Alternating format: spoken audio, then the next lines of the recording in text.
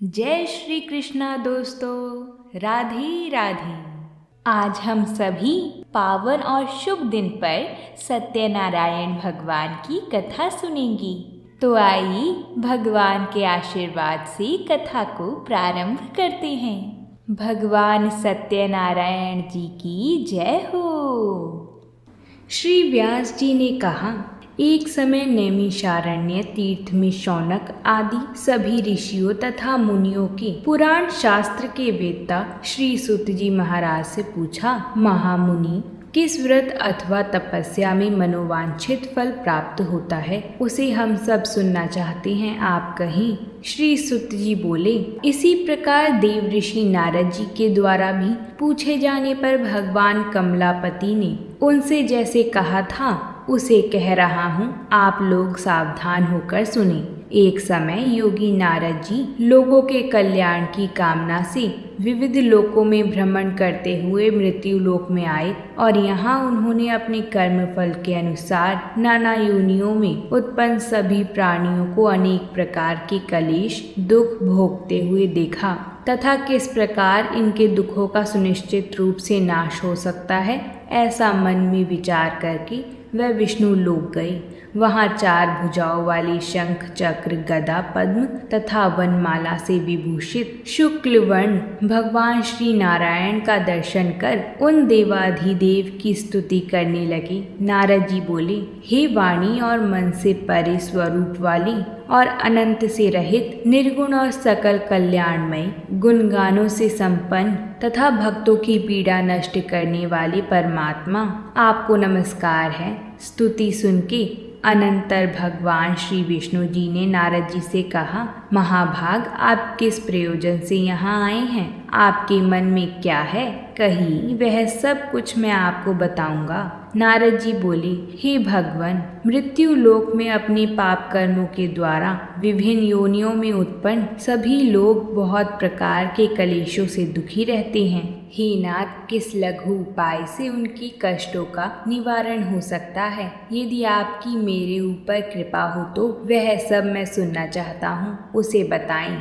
श्री भगवान ने कहा, हे वत्स, संसार के ऊपर अनुग्रह करने की इच्छा से आपने बहुत अच्छी बात पूछी है। जिस व्रत के करने से प्राणी मोह से मुक्त हो जाता है उसे आपको बताता हूँ, आप ध्यान पूर्वक सुने। हे वत्स, स्वर्ग और मृत्यु लोक में दुर्लभ भगवान सत्यनारायण का एक महान पुण्यप्रद व्रत है। अच्छी प्रकार विधि विधान से भगवान सत्यनारायण व्रत करके मनुष्य शीघ्र ही सुख प्राप्त करके परलोक में मोक्ष प्राप्त कर सकते हैं। भगवान की ऐसी वाणी सुनकर नारद मुनि जी ने कहा, हे प्रभो, इस व्रत को करने का फल क्या है?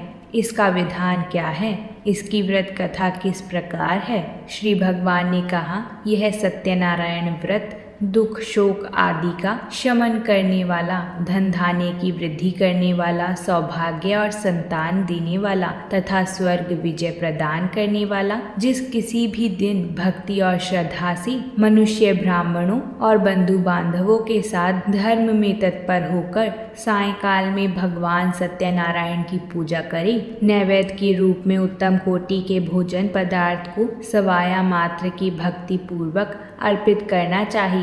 केले के फल, घी, दूध, गेहूं का चूर्ण अथवा गेहूं के चूर्ण के अभाव में साठी चावल का चूर्ण, शक्कर या गुड़, यह सब सामग्री सवाया मात्रा में एकत्र कर निवेदित करनी चाहिए।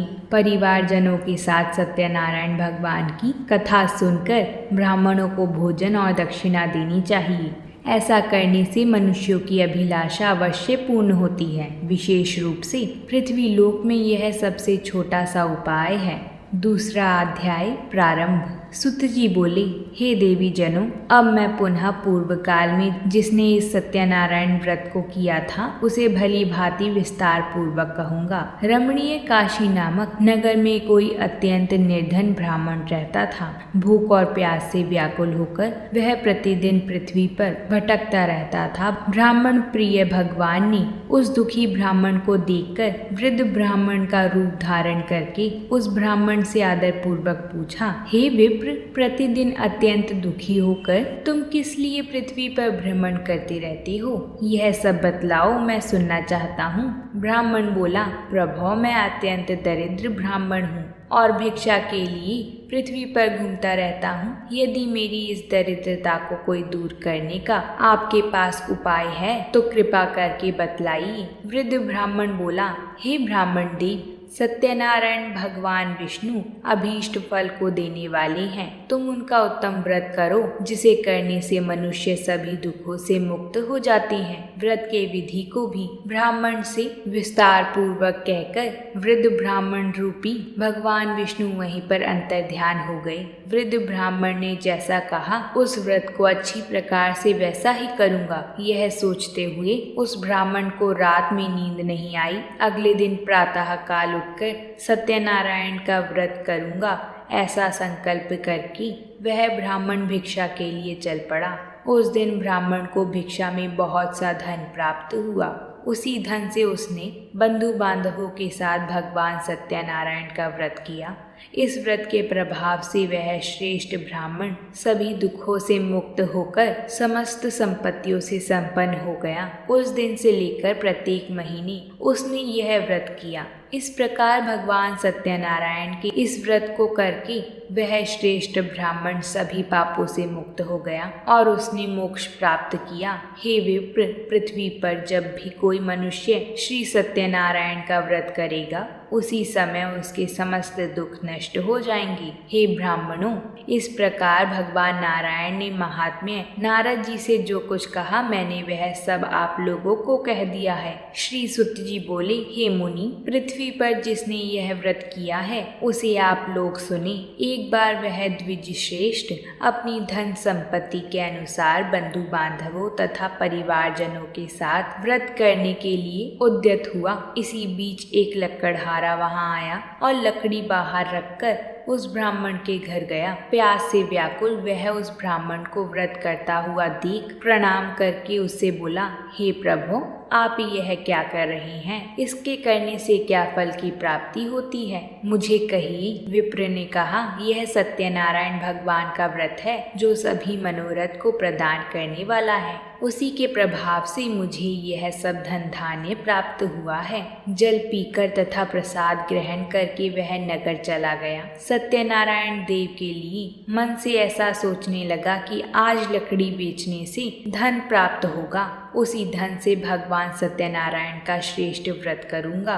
इस प्रकार मन से चिंतन करता हुआ लकड़ी को मस्तक पर रखकर उस सुंदर नगर में गया जहाँ धन संपन्न लोग रहते थे। उस दिन उसने लकड़ी का दुगना मूल्य प्राप्त किया। उसके बाद प्रसन्न हृदय से वह पके हुए केले का फल, शक्कर, घी, दूध और गेहूं का चूर्ण सवाया मात्र में लेकर अपने घर आया। तत्पश्चात उसने अपने परिवारजनों को बुलवाकर विधि विधान से भगवान श्री सत्यनारायण जी का व्रत किया। उस व्रत के प्रभाव से वह धन पुत्र से संपन्न हो गया और इस लोक में अनेक सुखों को भोगकर अंत समय में वैकुंठ लोक को प्राप्त हुआ। तीसरा अध्याय प्रारंभ। श्री सूत जी बोले, हे श्रेष्ठ मुनियों, अब मैं पुनः आगे की कथा कहूँगा, आप लोग सुने। प्राचीन काल में उल्कामुख नाम का एक राजा रहता था। वह जितेंद्रिय, सत्यवादी तथा अत्यंत बुद्धिमान था। वह विद्वान राजा प्रतिदिन देवालय जाता था और ब्राह्मणों को धन देकर संतुष्ट करता था। कमल के समान मुख वाली उसकी धर्म पत्नी शील, विनय एवं सौंदर्य आदि गुणों से संपन्न तथा पतिपरायण थी। राजा एक दिन अपनी धर्म पत्नी के साथ भद्रशिला नदी के तट पर श्री सत्यनारायण जी का व्रत कर रहा था। उसी समय व्यापार के लिए अनेक प्रकार की पुष्कल धनराशि से संपन्न एक साधु नाम का बनिया वहां आया। भद्रशिला नदी के तट पर नाव को स्थापित कर वह राजा के समीप गया और राजा को उस व्रत में लीन देखकर विनय पूर्वक पूछने लगा।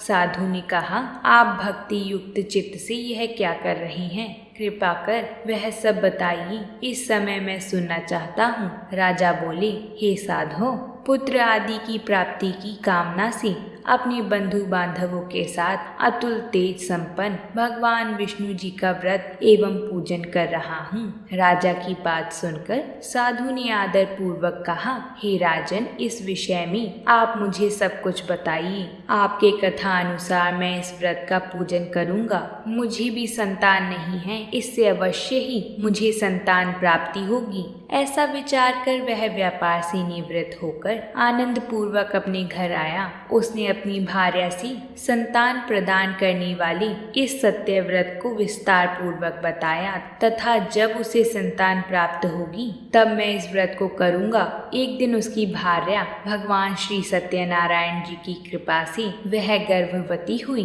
10वें महीने में उससे कन्या रत्न की उत्पत्ति हुई और वह शुक्ल पक्ष के चंद्रमा की भांति दिन प्रतिदिन बढ़ने लगी। उस कन्या का कलावती नाम रखा गया। इसके बाद एक दिन लीलावती ने अपने स्वामी से कहा, आप पूर्व में संकल्पित श्री सत्यनारायण भगवान का व्रत क्यों नहीं कर रही हैं? साधु बोला, हे प्रिय, इसके विवाह के समय व्रत करूंगा। इस प्रकार अपनी पत्नी को भली भांति आश्वस्त कर वह व्यापार करने के लिए नगर की ओर चल पड़ा। इधर कन्या कलावती पिता के घर में बढ़ने लगी। कुछ समय पश्चात अपनी कन्या को विवाह योग्य देखकर उसके विवाह के लिए वर ढूंढने लगे। उसने एक दूत को वर ढूंढने के लिए भेजा। दूत कांचन नामक नगरी में गया। वहां से एक वार्णिक का पुत्र लेकर आया। उस साधु ने उस वार्णिक के पुत्र को सुंदर और गुणों से संपन्न देखकर अपनी जाति के लोगों तथा बंधु बांधवों के साथ संतुष्ट चित्त होकर विधि विधान से वार्णिक पुत्र के हाथ कन्यादान कर दिया। उस समय वह साधु बनिया दुर्भाग्यवश भगवान का वह उत्तम व्रत भूल गया था।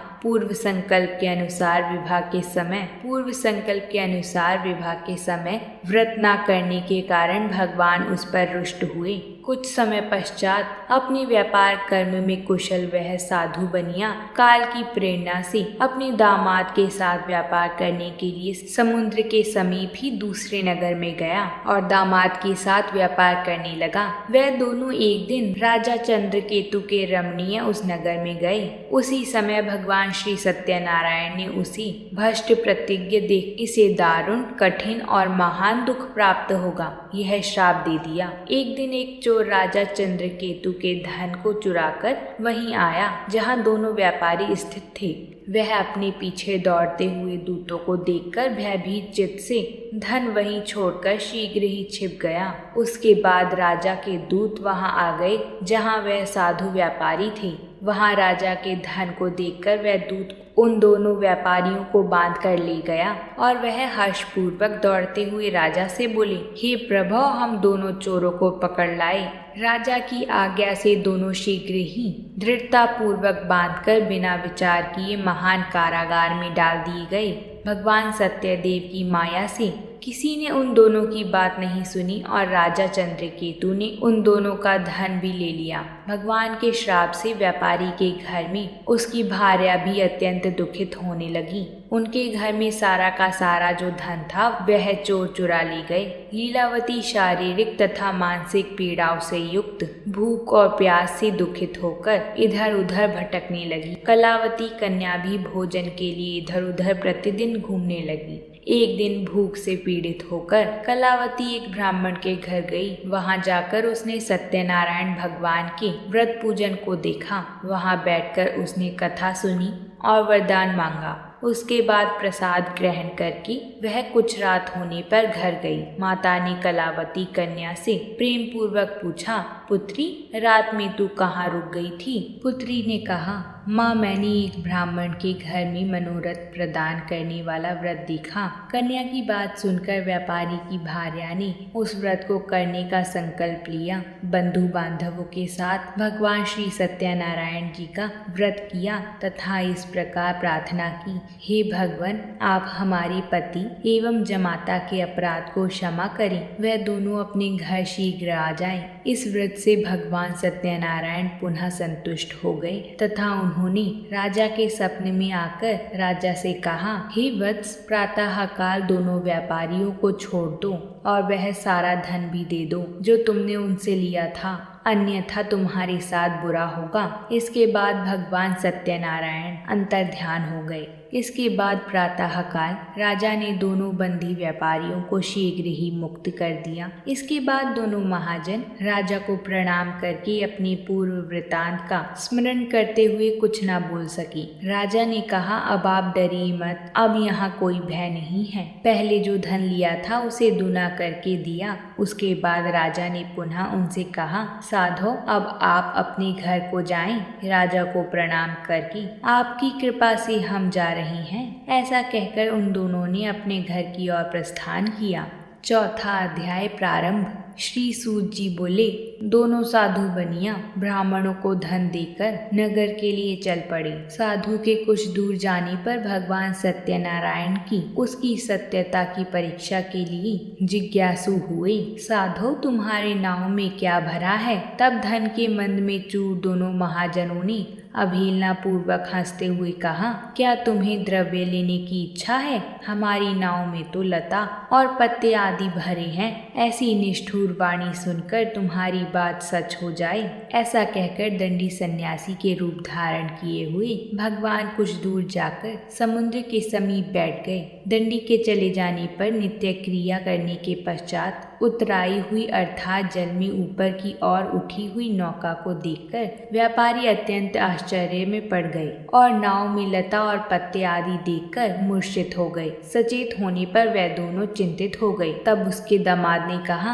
आप शोक क्यों करते हैं? दंडी ने श्राप दे दिया है। इस परिस्थिति में वह ही चाहे तो कुछ कर सकते हैं। अंततः हमें उन्हीं की शरण में जाना चाहिए, वही मन की इच्छा पूर्ण होगी। दामाद की बात सुनकर वह साधु बनिया उसके पास गया और वहां दंडी को देखकर उसने भक्ति पूर्वक उन्हें प्रणाम किया तथा आदर पूर्वक कहने लगी, आपके सम्मुख मैंने जो कुछ भी कहा है असत्य भाषण रूप अपराध किया है। आप मेरे उस अपराध को क्षमा करें। ऐसा कहकर बारंबार प्रणाम करने लगा और शोक से ग्रस्त हो गया। दंडी ने उसे रोता हुआ देखकर कहा, रो मत, मेरी बात सुनो। मेरी पूजा से उदासीन होने के कारण तथा मेरी आज्ञा से ही तुमने बारंबार दुख प्राप्त किया। भगवान की ऐसी वाणी सुनकर वह उनकी स्तुति करने लगा। साधु ने कहा, हे प्रभो, यह आश्चर्य की बात है कि आपकी माया से मोहित होने के कारण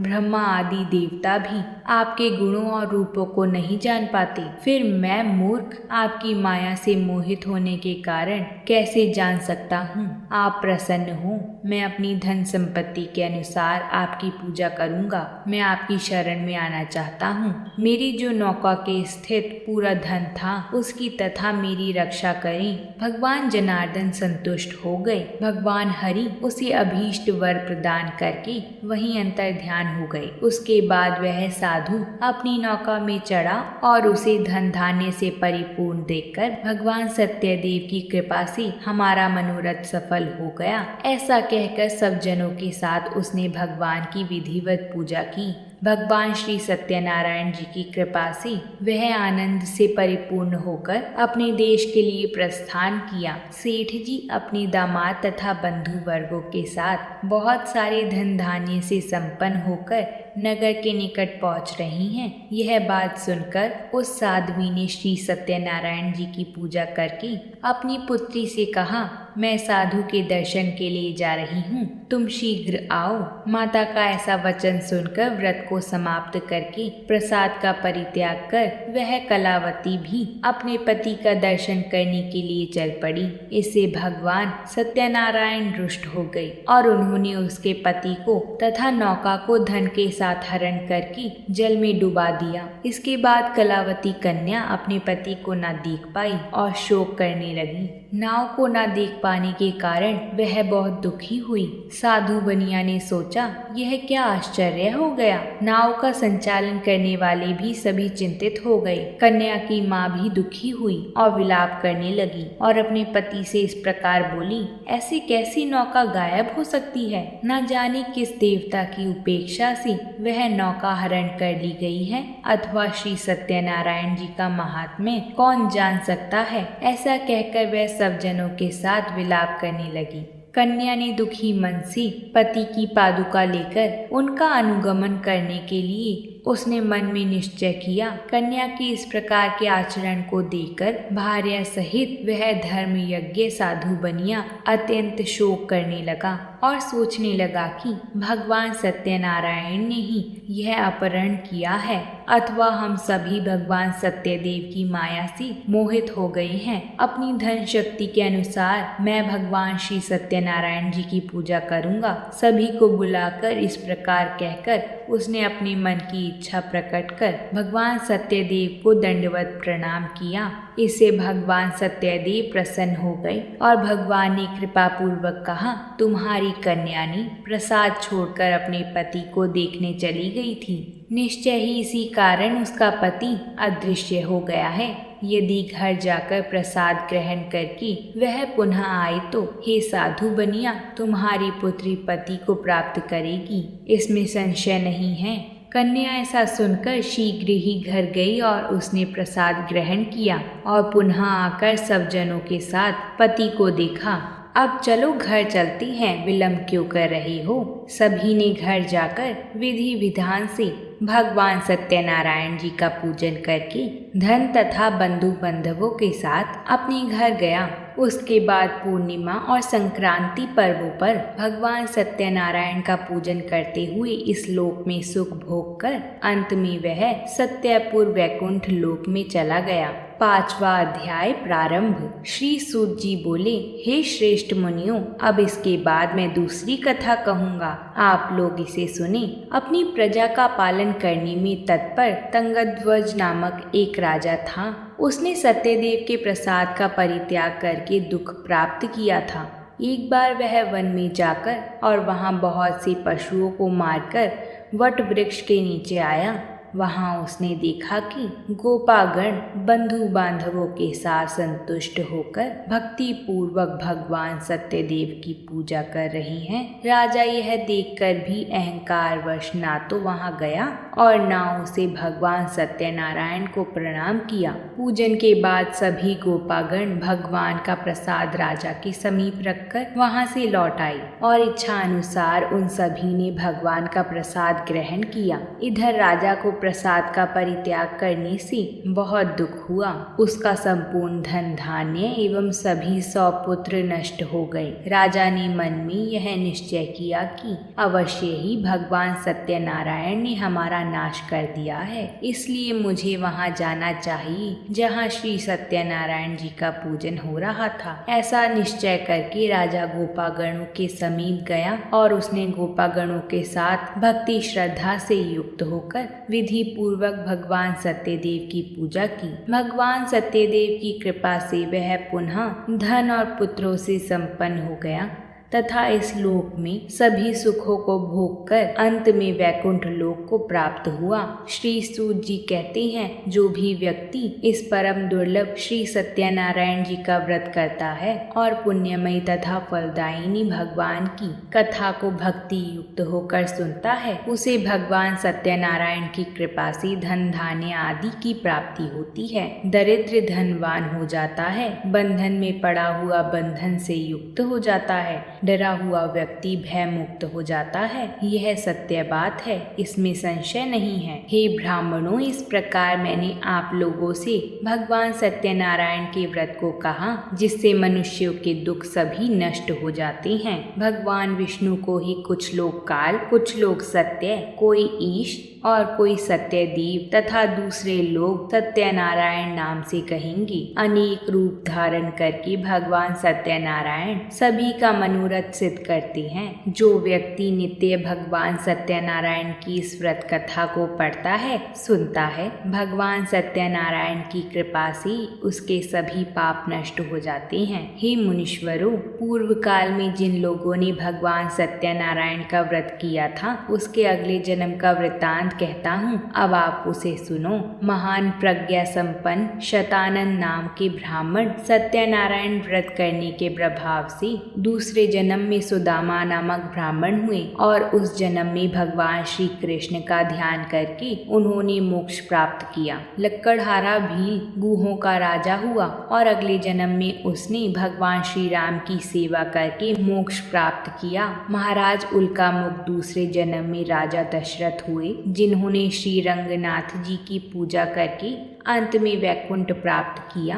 इसी प्रकार धार्मिक और सत्यव्रती साधु पिछले जन्म के सत्यव्रत के प्रभाव से दूसरे जन्म में मोरध्वज नामक राजा हुए। उसने आरे से चीरकर अपने पुत्र की आदि देह भगवान विष्णु को अर्पित कर मोक्ष प्राप्त किया। महाराज तंगध्वज जन्मांतर में स्वयंभू मनु हुए और भगवत संबंधी संपूर्ण कार्यों का अनुष्ठान करके वैकुंठ लोक को प्राप्त हुए। जो गोपगण थे वह सब जन्मांतर में ब्रजमंडल में निवास करने वाले गोप हुए और सभी राक्षसों का संहार करके उन्होंने भी भगवान का शाश्वत धाम गोलोक प्राप्त किया। बोलिए सत्यनारायण भगवान की जय। अगर आप भी पूर्णिमा का व्रत करते हैं तो कमेंट बॉक्स में भगवान सत्यनारायण की जय जरूर लिखिएगा, क्योंकि भगवान का नाम परम मंगलदायक है।